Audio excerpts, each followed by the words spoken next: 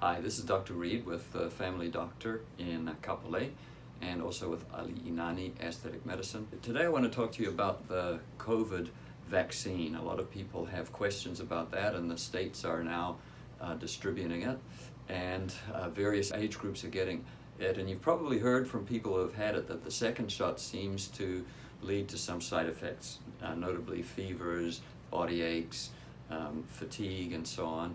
With the COVID vaccine, as with any vaccine, the best way to try to avoid those possible side effects is to give your immune system good support.